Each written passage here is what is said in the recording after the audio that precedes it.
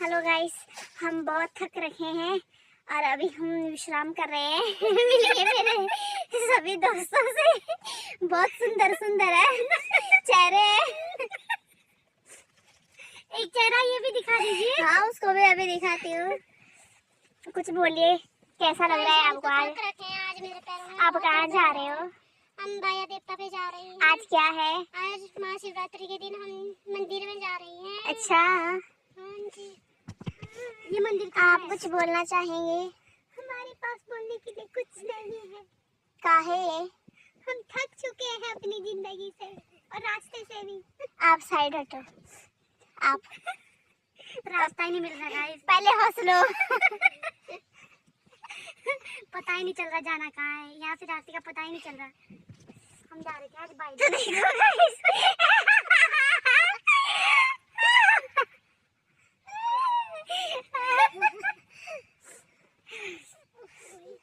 तो गाइस अभी सब रो रहे हैं।